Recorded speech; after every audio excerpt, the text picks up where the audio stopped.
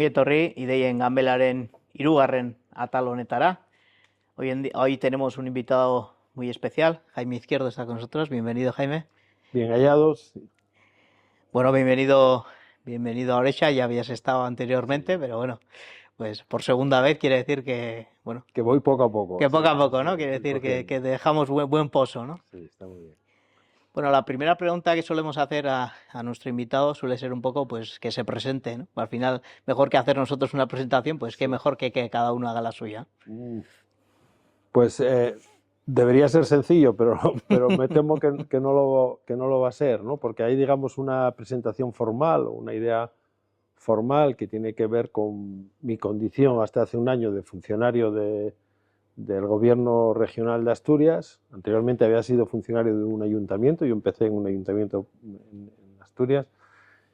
Y esa parte formal, digamos que es lo menos significativo porque lo que me interesó siempre es lo que está fuera de la administración, ¿no?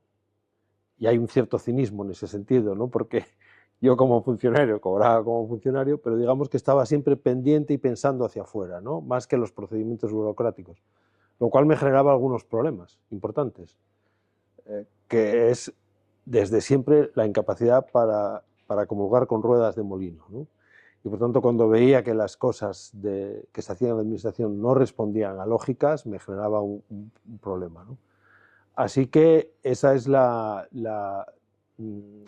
digamos que la presentación. Me dediqué básicamente a temas que tienen que ver con medio ambiente, que tienen que ver con desarrollo territorial, y a partir de un momento, el año 90, de una idea que me ronda y que no tengo resuelta, que es que me parece que la conservación de lo que llamamos la naturaleza no depende tanto de una política estricta de conservación de la naturaleza, sino de la puesta en marcha de las iniciativas agroecológicas que sepan manejar la naturaleza. Por tanto, depende del desarrollo económico del lugar, que suena casi como anatema o como a herejía, ¿no?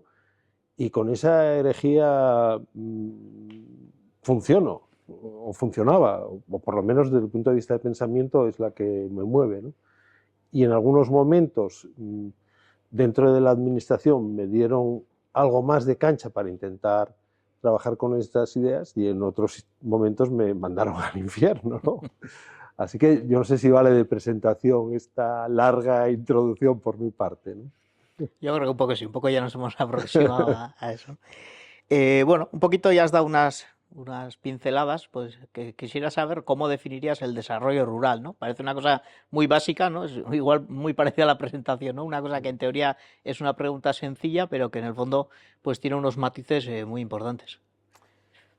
Bueno, a ver, sí, tiene matices, ¿no? Del desarrollo rural, digamos que durante mucho tiempo, desde el origen de la ruralidad, que es un origen vinculado a una revolución, la revolución neolítica, y hasta la llegada de la revolución industrial, lo rural era la gestión agroecológica de tu territorio para producir alimentos. Como la propiedad de la tierra era del señorío feudal o de los señores, tal, digamos que los campesinos, los que hacían esa tarea, mal vivían y generaban rentas para los que estaban en los burgos, ¿no? Ese resumen de 10.000 años de revolución neolítica en que acabó, ¿no? A partir de la revolución industrial, lo que tiene que ver con el desarrollo rural, digamos que se pone en manos del gran capital y de la perspectiva industrial, ¿no? Y más recientemente, en la ruralidad empiezan a suceder cosas que no tienen que ver estrictamente con la producción agraria. Y nosotros somos testigos. En los años 80 empieza un concepto que se llama turismo rural, es decir, nuevas posibilidades. Y ahora cada vez hay más, ¿no? Por tanto, ahora en estos momentos, si preguntamos qué es desarrollo rural en estos momentos, digamos que tendríamos que hablar de un montón de posibilidades que no conocíamos y que no se daban en el rural. La producción artística puede estar en el rural, la producción científica puede estar en el rural, la producción intelectual, todas esas capacidades humanas que antes estaban en la ciudad pueden estar en el campo. Y desde el punto de vista agrario hay tres escenarios. Uno a recuperar, que es la producción agraria de proximidad para volver a alimentar a las ciudades en la medida de lo posible. Otro, el ajuste de toda la ruralidad que generó la revolución industrial a través de la intensificación. Y otra, y más importante, de la que hablábamos antes, ¿no? Romper con la idea de que la conservación es la paralización y la normativa y recuperar la cultura del territorio para que gestione la naturaleza. Esos serían como los tres grandes escenarios, ¿no? De la ruralidad, ¿no? Y el desarrollo rural, por tanto, y el desarrollo rural y agrario, dentro del desarrollo rural y agrario, tendría esas tres perspectivas. Pero la más interesante, la que más está destacando, porque también es la, digamos, la más sencilla, es precisamente la llegada de nuevas personas con nuevas ideas a un mundo que durante mucho tiempo funcionó en una clave estrictamente campesina. Sí, un poquito tirando eso, has comentado el turismo rural. Bueno, pues se puede decir que el producto local en este caso, pues está un poco de moda, ¿no? Pero hay mucho más detrás de eso, ¿no? Sí, Tirando un poco de lo que comentabas. sí, sí. Es decir, en territorios como el que estamos, que son netamente de baserri, es decir, aquí no hay intensificación. En Asturias es mucho más destacado. Yo, lógicamente, conozco más la realidad asturiana, ¿no? Y nos dedicamos a estudiarla porque a mí me parecía interesante demostrar la idea de la necesidad de una nueva forma de hacer que sustituya a los baserris históricos, los preindustriales. ¿Por qué razón? Porque en Asturias casi el 80% del territorio no se pudo intensificar en términos de agricultura intensiva, por razones obvias que tienen que ver con la orografía. Y ahí vivió mucha gente y hizo el paisaje. Y eso es lo que declaramos ahora espacio protegido. Por tanto, declarar algo espacio protegido y no tener a los gestores o a los alternativos a los gestores es un problema, ¿no? Yo lo explico siempre de una forma muy sencilla, ¿no? Tú haces un parque en una ciudad, ¿vale? Y no le pongas jardineros, ¿eh? A ver qué le va a pasar a ese parque. Pues se va a convertir en una selva, llegarán los gatos, llegarán los ratones, la gente tirará basura, tal, y se convertirán en incendios. No es parque, es decir, para que sea parque tienes que tener la intención de declarar el parque, cultivar, plantar y manejar el territorio. Y eso seguirá siendo un parque. En los parques naturales no existen los jardineros, entre comillas, no están, ¿no? Por tanto, si eso lo entendemos en los parques de la ciudad, ¿por qué no lo entendemos en los parques del campo? Y yo no digo que sea fácil la solución, pero lo que digo es que para solucionar un problema, lo primero que tienes que hacer es entender el problema. Porque si no entendiste el problema, no te vas a poner a buscar la solución, ¿no? Y yo debo explicarme muy mal, porque llevo 30 años contando lo mismo y no hace absolutamente nada, con lo cual soy un torpe importante. Bueno, un poquito tirando también, ¿no? Ahí comentabas el tema de los valores, ¿no? De esos jardineros Sí, bueno, históricamente han sabido mantener todo este entorno así, ¿no? Bueno, por ejemplo, aquí en Orecha pues tenemos un ejemplo bastante claro de eso, ¿no? Al final es un territorio pues también con una orografía complicada y al final pues el mantenimiento de todo eso cuesta mucho, ¿no? Y muchas veces cuesta poner eso en valor, ¿no? Pero también a la vez, como decíamos con el producto local, ¿no? También parece que el entorno rural, los pueblos pequeños, pues parece que están de moda, ¿no? Y viene mucha gente de fuera, pero muchas veces les faltan esos valores históricos para cuidar el entorno, ¿no? Y entonces el desequilibrio que crea eso. esa es una de las realidades. Es decir, no, la buena noticia es que tenemos más posibilidades en el rural, ¿no? La mala noticia, bueno, la mala noticia es que hay que hacer un trabajo de ajuste cultural. Es decir, nuestros antepasados campesinos de hace 150 años tenían una cultura única, la del manejo de la tierra, y todos tenían esa cultura. Ahora tenemos que pensar en esa cultura, pero también aparecen gentes que son nacidos en la ciudad, que tienen sus experiencias vitales distintas, que tienen sus profesiones, sus visiones, sus ideologías, y aparecen en este entorno, ¿no? Yo sobre eso di varias vueltas, ¿no? Una de las características de mi forma de actuar es que yo ando pasando de frontera en frontera de academia sin pasaporte. Es decir, por tanto, me meto en el ámbito de los sociólogos con un descaro insoportable. A veces algún sociólogo se mosquea conmigo y hay otros que dicen, oye, pues tú para no tener ni idea de todo esto apuntas bien, ¿no? Lo que avancé en ese asunto que tú planteas es la necesidad de, no sé muy bien cómo decirlo, algo así como entender el lugar al que aterrizas. Y luego, cuando lo entiendas, aporta algo. Pero no llegues al lugar sin entenderlo y queriendo aportar. Es decir, haz el curso puente para entender dónde estás, ¿no? Y eso me parece muy elemental, porque venimos de una cultura urbana que es muy expansiva y muy ofensiva en ocasiones, ¿no?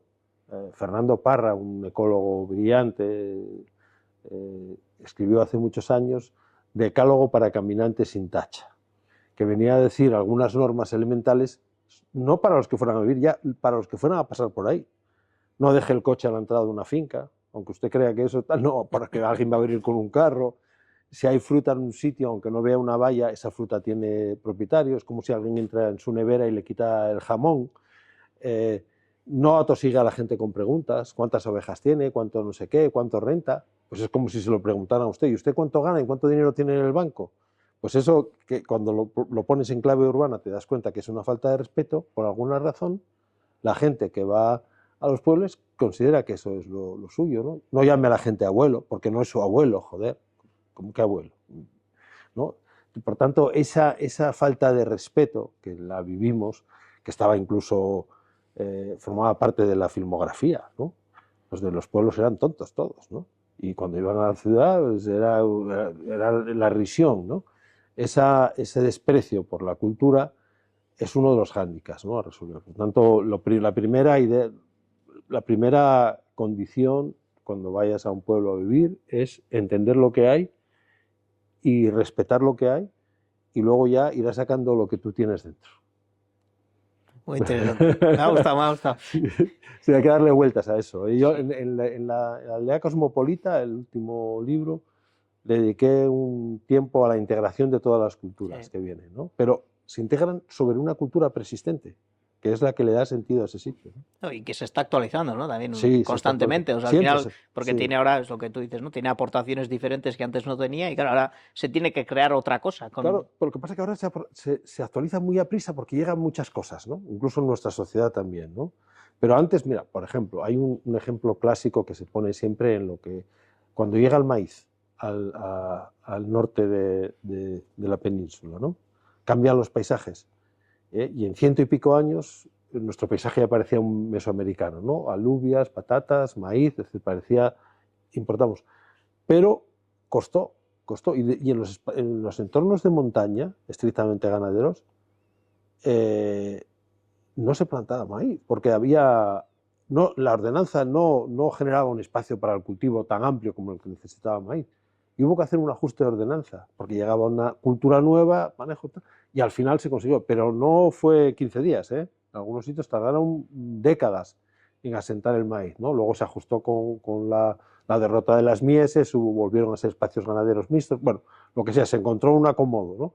Pero es que ahora llega tan rápido los cambios, con tantas mentalidades, con todo lo que nos llega a través de Internet, de la televisión, de los coches, de la gente, que hay una luz de informaciones y de culturas que pueden hacer ruido en los pueblos.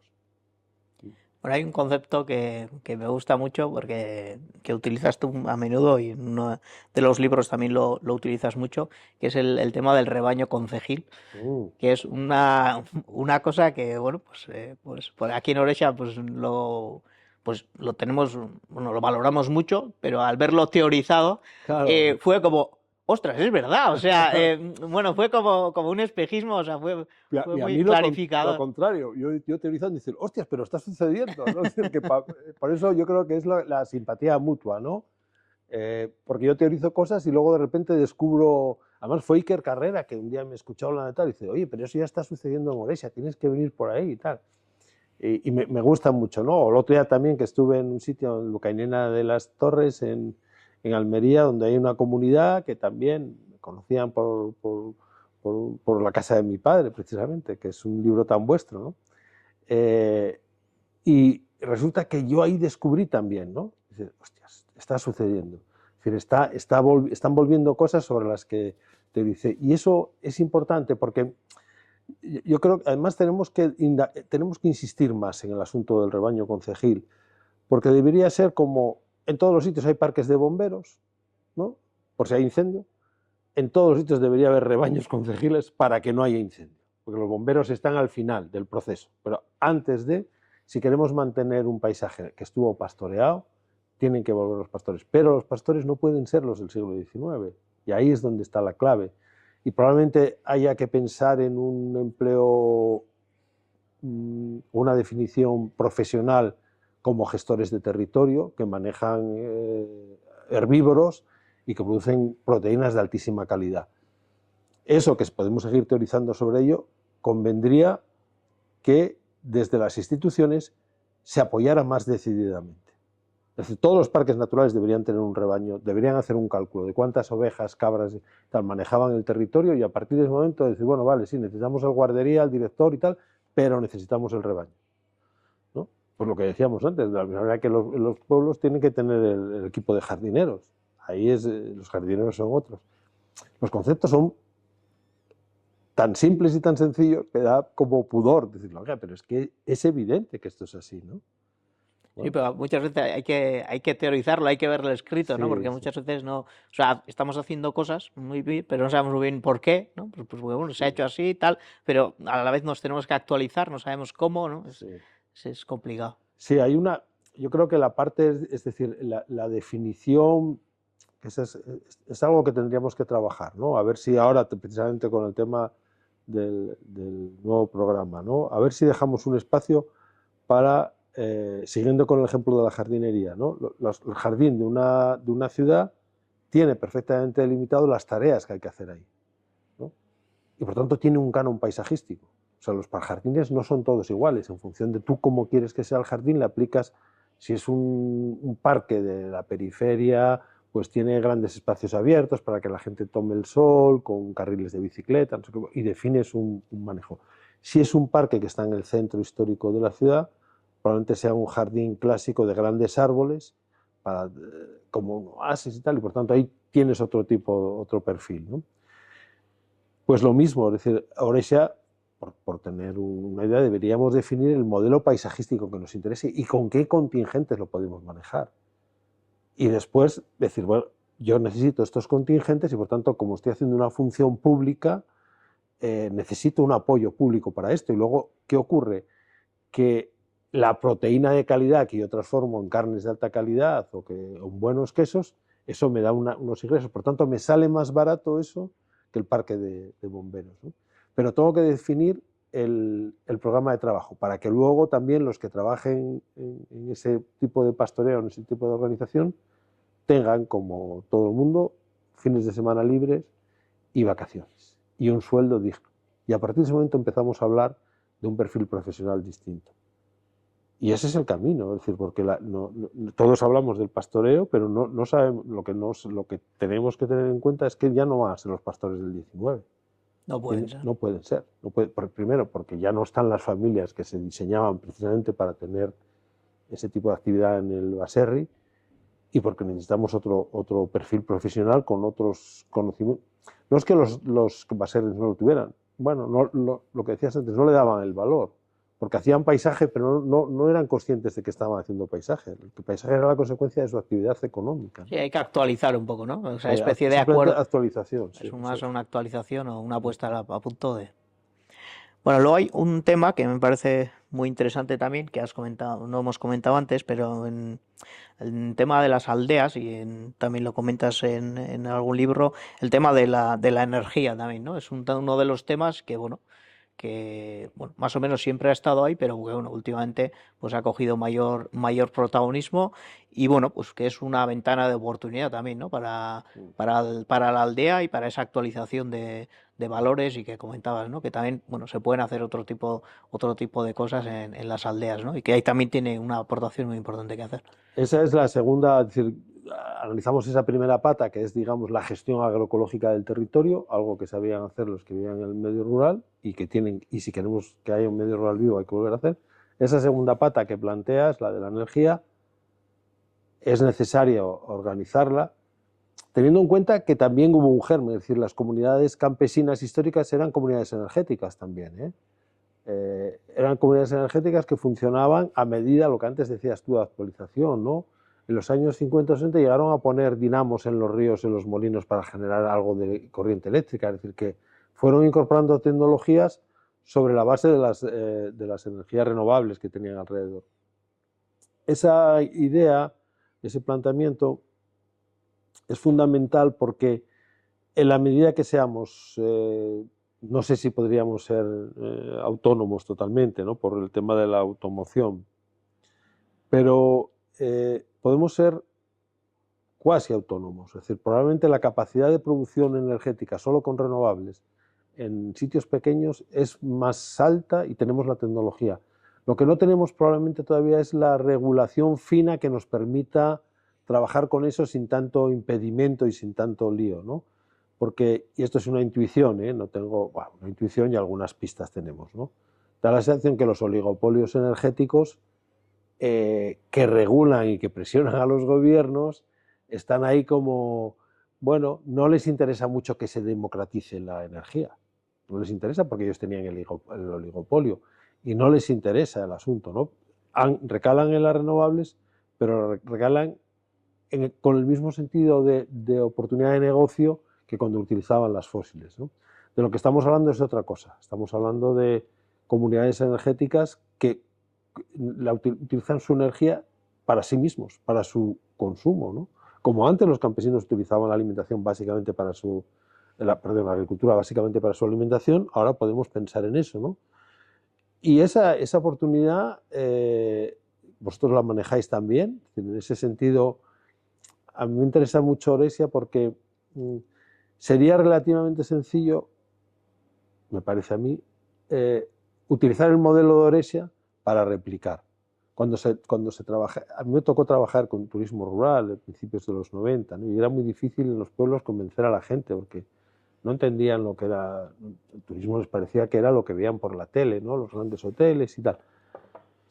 Y no consideraban que aquello fuera un destino turístico, ¿no? Pero a medida que empezaron a hacerse las primeras casas de turismo rural, cundió el ejemplo, por vía efecto réplica y efecto demostrativo. Pues esto podríamos plantearlo también, ¿no? Es decir, si una aldea, yo llamo a Oresia aldea, yo sé que es un concepto que en el País Vasco no funciona tan claramente, nosotros tenemos, bueno, los gallegos lo tienen perfectamente definido porque son aldea. De hecho, por ejemplo, algunos dicen que Santiago de Compostela, ciudad no es una aldea grande, pero dicen con buen sentido, no en la parte despectiva. Y los chilenos también, y los portugueses lo tienen muy claro, el concepto de aldea, ¿no? Porque vosotros lo que tenéis es más el concepto de caserío, ¿no? De va a ser el hábitat disperso, pero a veces ese hábitat disperso se aglutina a los caseríos y crean esto, ¿no? Que no es un pueblo, porque todas las aldeas son pueblos, pero no todos los pueblos son aldeas. Es decir, lo que define a la aldea es una pequeña estructura urbana que maneja la naturaleza y gestiona y hace agricultura, básicamente, y que no tiene mucha actividad comercial, o no tiene prácticamente ninguna, porque la producción agroalimentaria se va a vender a la villa. Por lo tanto, aquí no hay un espacio comercial, ¿no? Y eso es lo que marca la diferencia con la aldea. Por eso en el caso de Asturias insistíamos mucho en que esas pequeñas estructuras urbanas eran la clave de la gestión de la naturaleza, porque un amigo mío portugués define, dice, o hombre, lo digo en castellano, el hombre es un animal que hace clareiras. Las clareiras, claro, no tiene traducción, los claros en el bosque, ¿no? El hombre es un animal que hace clareiras en el bosque para vivir. Y esa clareira es la que le permite al bosque funcionar tan bien. Entonces el hombre es un animal que hace claros, el campesino es un animal que hace claros, es fundamental. Y al hacer claros hacía lo que hablábamos antes, la alimentación, pero manejaba la energía también. Tenemos que volver a manejar la energía con demandas energéticas mucho más elevadas ahora que la que tuvieron nuestros antepasados. Sí, un poco con ese concepto, nosotros en Oresia también había un pequeño molino que también a su vez hacía de serrería y tenía una mini hidráulica también, hace muchos años, y de hecho es propiedad del ayuntamiento y hace muchos años está parado, ¿no? Pero es un poco el ejemplo, ¿no? Es decir, o sea, parece que estamos hablando de una cosa nueva, de una cosa novedosa, ¿no? De como que, bueno, la aldea pues tiene una nueva faceta que descubrir, vamos a decir, pero no, ya está descubierta de mucho antes, ¿no? Es una oportunidad, evidentemente, porque no tiene nada que ver en los tiempos, pero sí que viene de antes, ¿no? Y Esa ahora, costumbre y esa cultura. a mayores, la idea sería que si tú tienes esa instalación, te echaran una mano a definir cuánto puede producir eso si lo ponemos a funcionar otra vez y que la Confederación Hidrográfica te animara a hacerlo. Pero Es justo lo es contrario, sí. justo todo lo contrario. Es decir, ponen todos los reparos del mundo. ¿Por qué? Pues porque no les encaja. Es decir, porque al final es cierto que los procedimientos y las leyes y los comportamientos del funcionariado están muy prescritos y cuando intentas sacarlos de ahí, es que muchas veces, aunque algunos quisieran, no pueden, porque no pueden salir del rail.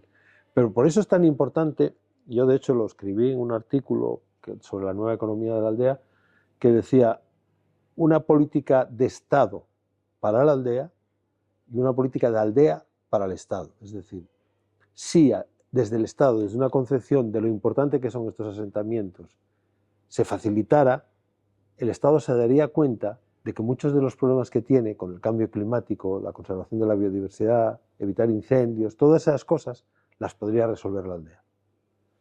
¿No? Entonces, ese doble juego. Pero yo ya digo que soy un fracasado, o sea, que a mí que no me siga nadie porque yo llevo contando esta película 30 años y no avancé nada, ¿no? Entonces yo lo digo por si alguien quiere acogerla, pero que a mí no me responsabilice si luego se tira estos 30 años de fracaso en fracaso, ¿no? La ventaja, yo voy de fracaso en fracaso, pero sin perder el entusiasmo. Es importante Es esto, ¿eh? importante.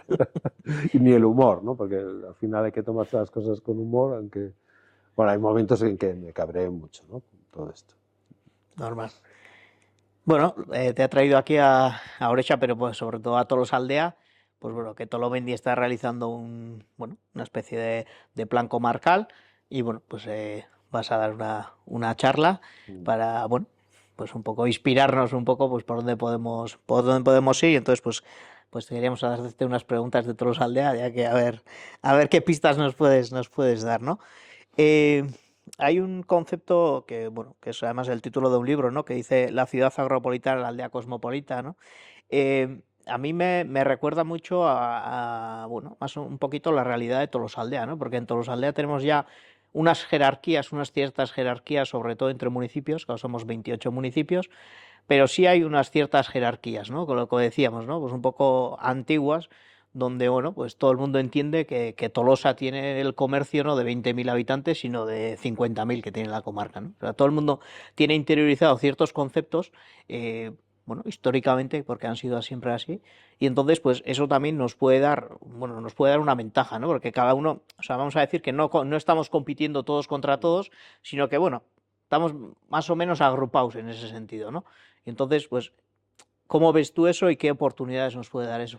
Pues mira, ahí, volviendo al título de lo que acabas de decir, se da la circunstancia, es decir, el tamaño de las ciudades o de las villas que tenéis en la comarca las hace relativamente sencillas en hacerse agropolitanas, porque ya lo son por naturaleza, ¿no? Tienen un tamaño adecuado. Es decir, es cierto que la ocupación de Las Vegas y de los espacios más productivos desde el punto de vista agrario a través de la industria pues se produjo, tal, pero bueno, todavía se pueden salvar los muebles, ¿no? Por tanto, esa condición de ciudad agropolitana o de núcleos urbanos que aspiren a la producción de alimentos en proximidad es relativamente sencilla, ¿no? Y luego tiene las partes altas en las que estamos ahora, donde el concepto ya es de la aldea cosmopolita. Tienen los dos elementos, ¿no? Por tanto, dos caminos que tienen que iniciar estas dos. Hay discusiones, de hecho, yo en algún momento utilicé la idea de que la aldea era protourbana y un amigo arquitecto portugués me dijo, no, es urbana, no es protourbana, es urbana. Y yo, bueno, vale, venga, no lo vamos a discutir. Son dos entidades territoriales de naturaleza urbana, ¿no? Una es la ciudad y la otra la aldea, con diferentes categorías y diferentes funciones. La ciudad tiene muchas más funciones, la comercial, la asistencial, la de servicios, bla, bla, y la aldea tiene una única a la que vamos añadiendo algunas más, la energía y la diversificación, vale. Pero básicamente tiene esa, ¿no? Que es la más fuerte. Es decir, aquí podemos ensayar el juego de las dos, porque además se entienden. Y probablemente haya que hacer un ejercicio importante de que no perdamos la memoria. Es decir, ahora de la que subía, estuve viendo algunas huertas muy apañadas, ¿eh? Hay algunos sitios y digo, joder, qué huerta. Hay como un cierto orgullo de que tu huerta vista bien, ¿no? Es como una ampliación de tu casa, ¿no? O sea, tú tienes la casa hacia el interior, que solo la visitan tus familiares o tus amigos o la gente tal, pero lo que da más prestigio es la huerta o el mantenimiento de lo que tienes alrededor. Eso te da como más entidad, ¿no? De orgullo, ¿no? Ahora que se habla del orgullo, también hay ese orgullo de campo. Pero hay que cuidarlo. ¿Por qué razón? Porque uno de los problemas de las nuevas profesiones y de las nuevas vidas en la ciudad es que no están vinculadas al manejo del territorio, o sea, al manejo de la huerta. Probablemente haya que hacer, y dentro de todas las cosas, se me está ocurriendo, porque lo había sugerido en algún sitio, una especie de intercambio generacional.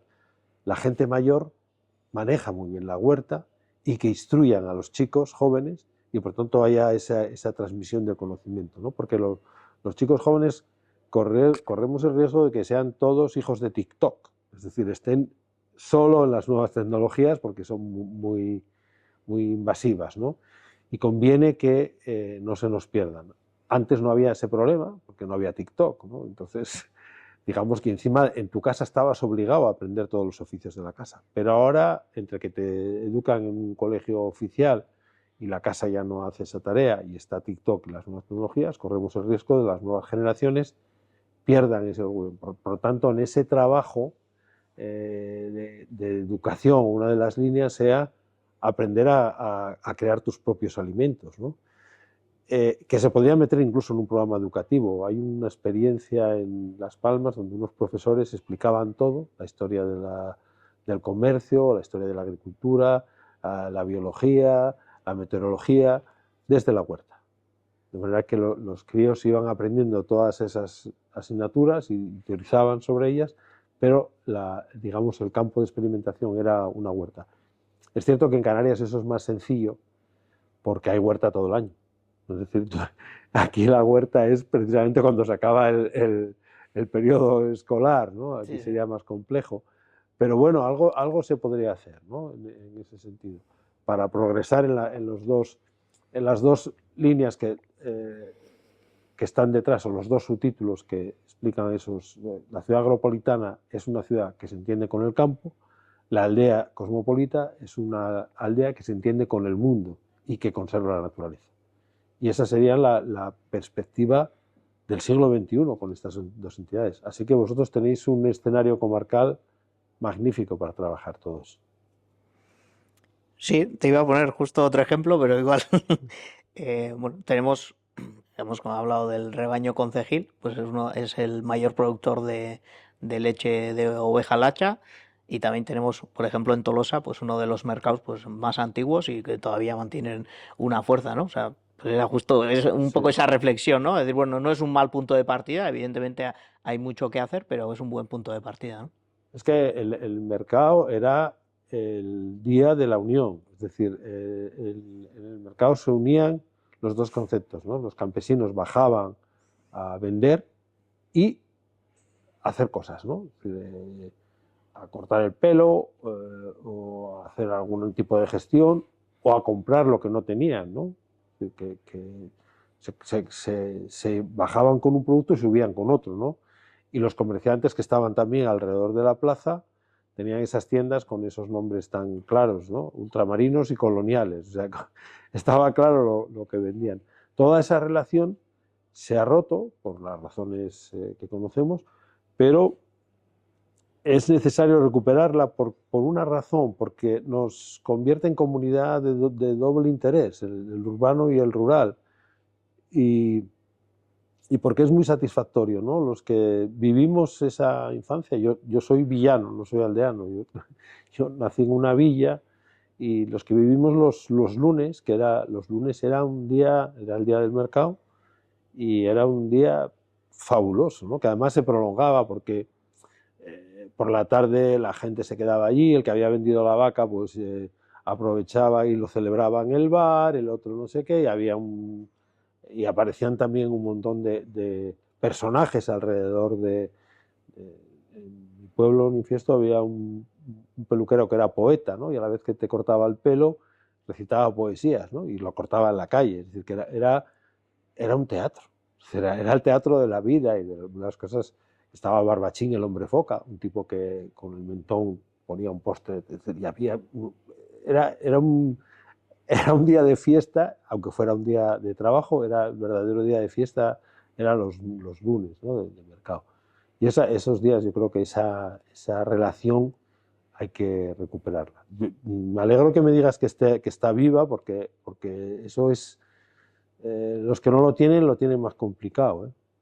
Sí, yo creo que muchas veces, y bueno, estamos todo el rato hablando de eso, pero estamos hablando mucho de aldea y no aldea, pero yo creo que al final es, y sobre todo lo que te comentaba, en todos los aldeas, sí, yo creo que sí hay un sentimiento de comunidad, ¿no? Vamos a decir, yo creo que, bueno, que todos vemos que nos necesitamos el uno al otro, no sé cómo decir, ¿no? Que cada uno será de su pueblo y de su esto, pero al final yo creo que todo el mundo siente muy natural eso, ¿no? Yo creo que ese es uno de los valores, ¿no? Que el tema de la comunidad, ¿no? El sentirse comunidad y al final que eso sea luego lo que mueva al resto, ¿no?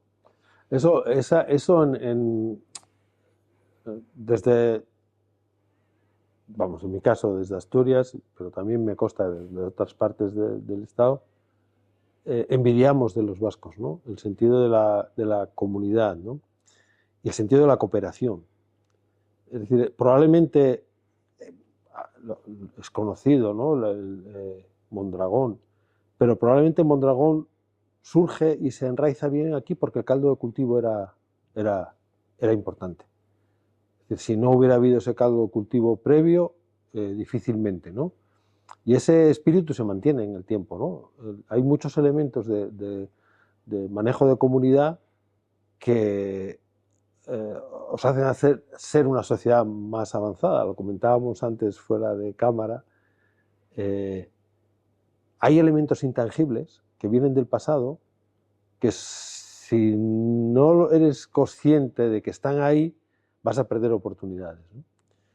Y en lo contrario, si los incorporas, eh, te va a dar mejor resultado, porque parte del éxito industrial y económico del País Vasco probablemente venga de muchos de los valores de la sociedad tradicional.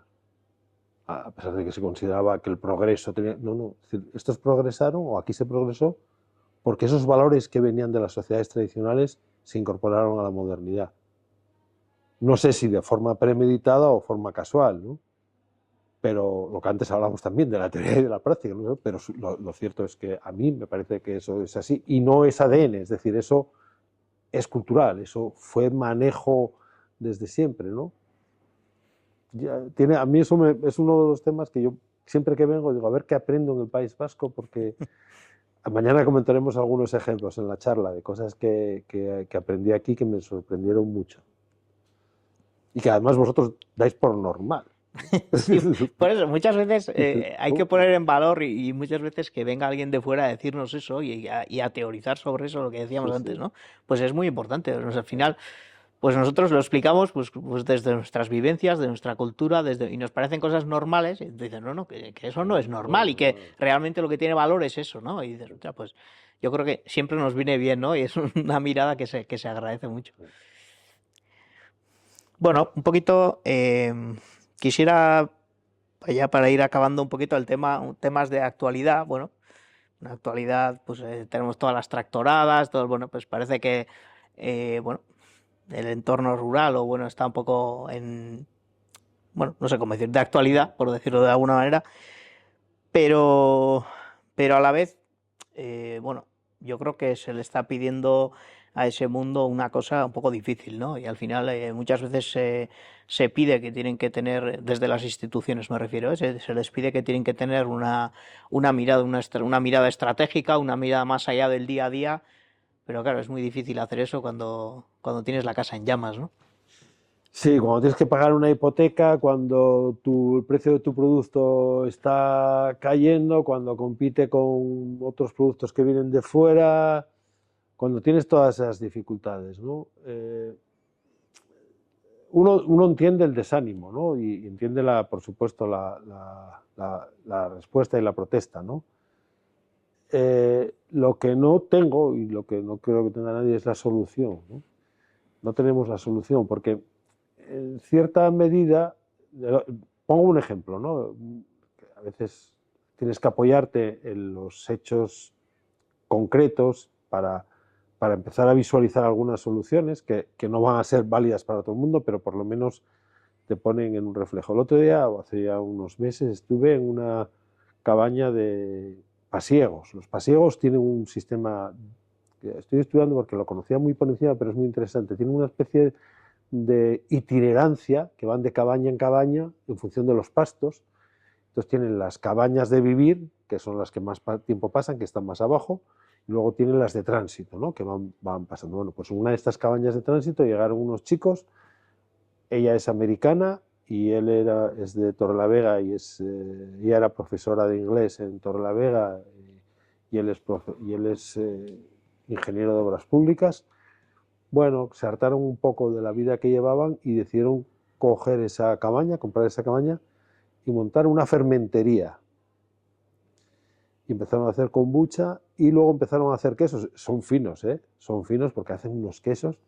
No son quesos, son quesos que se inventaron ellos y que le pusieron a cada uno, hacen 3 tipos de quesos y le ponen el nombre de la persona y la casa que les da la leche. O sea, utilizan el nombre de esa casa y le convierten en un producto. Tienen un éxito extraordinario.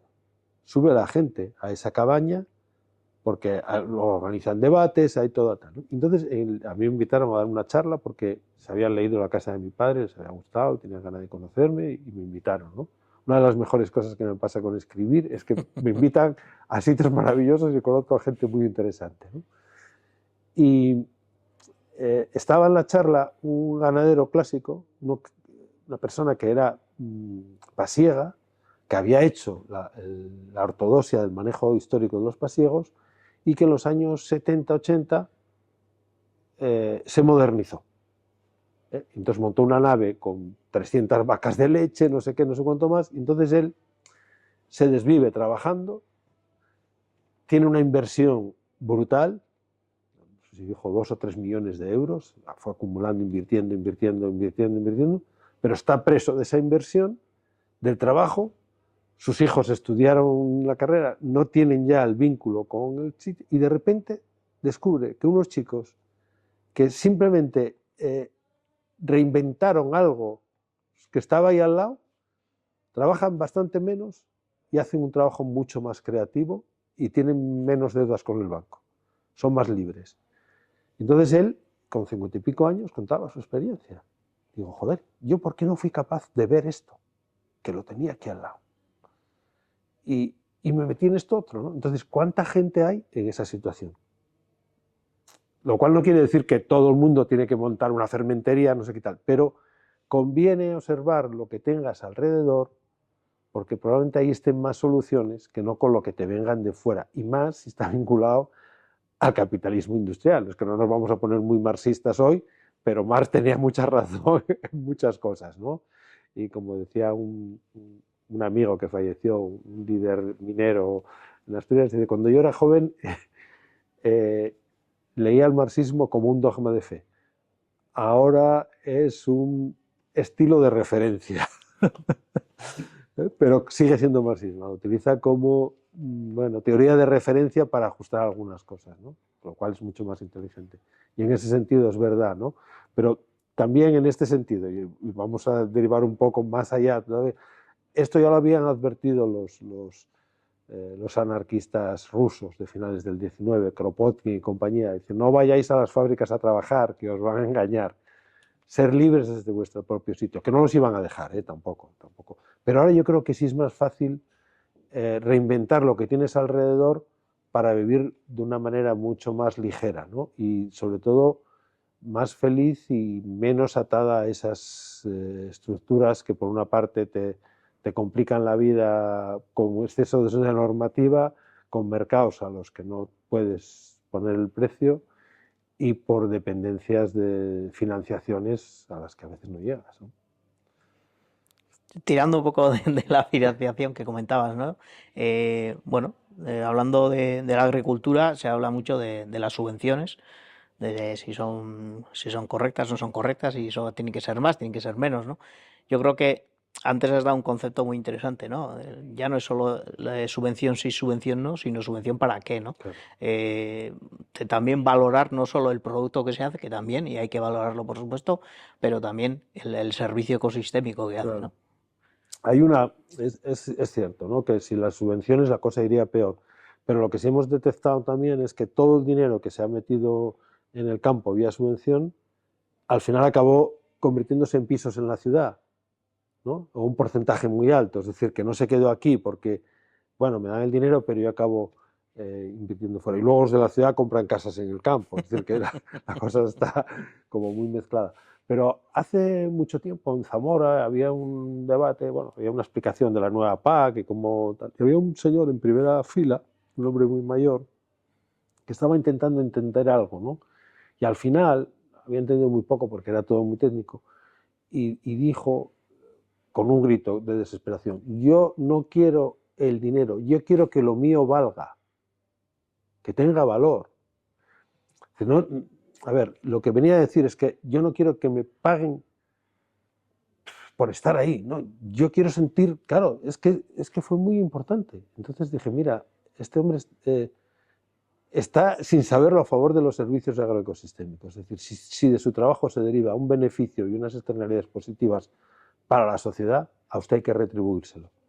Porque lo que no podemos hacer es pagar por el número de hectáreas que tengas, ¿no? Porque uno hace los números y dice, coño, el que más hectáreas tiene es la duquesa de Alba. Dice, joder, pues ¿qué estamos haciendo con esto, no? Que estamos ayudando, ¿no? ¿A quién estamos ayudando, no? Estamos enriqueciendo las... Entonces, lo que no acabamos de encontrar precisamente son este tipo de soluciones que son muy finas, ¿no? Y ahora andamos con los ecoesquemas.